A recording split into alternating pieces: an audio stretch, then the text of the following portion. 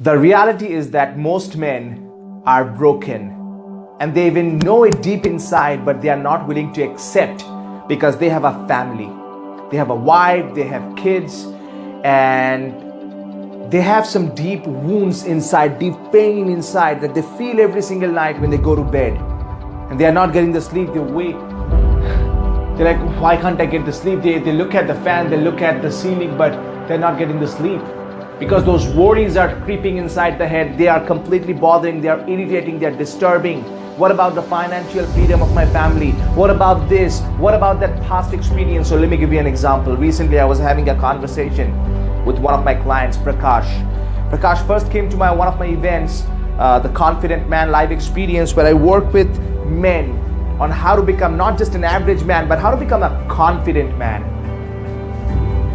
Not just in speaking, definitely that's a part of it, but how to become a confident man in all different areas of your life, on how you show up at office, how you show up at your work, how you show up in your health, in your relationship. And I remember there was a specific moment, Prakash came to me and said, Bishal, can I just speak to you for a few minutes in private? I said, sure. So everybody went out in the break. I was in this room, in this training hall, Prakash and me, and Prakash told me, Bishal, today after your conversation, after your training, I understood something. I said, what is it?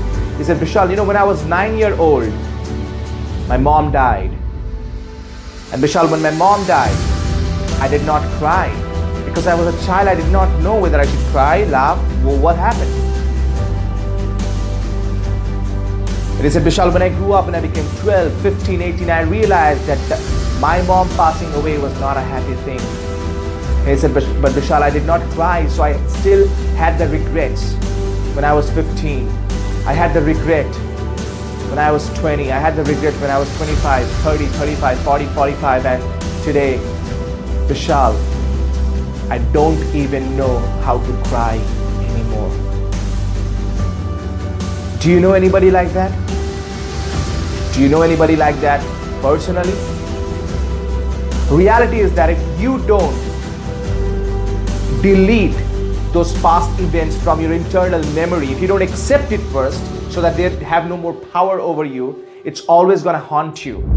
So those past regret stories, whether somebody passing away, you not being good enough, you being bullied in your school days, somebody else breaking up with you, somebody slapping you, somebody embarrassing you, you know, not getting a good job, your financial tough times, if they are still haunting you deep inside, it's not about just thinking positive, it's about accepting. If you haven't accepted them as your power yet, what's going to happen is when you show up in your daily job, when you show up in your customer experience, when you show up in your conversation with your wife, when you're going to show up, you know, in a grocery store, those events are always going to trigger. It's like they're going to poke you, you know, like they're going to be there irritating you all the time.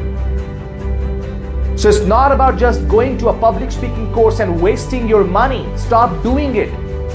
It's about you accessing your inner power. It's about you being not just a man who's acting strong. It's about you being the confident man who is strong.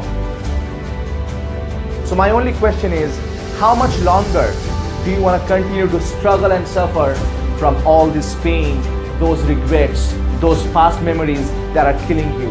How much longer do you want to continue to be in this pain?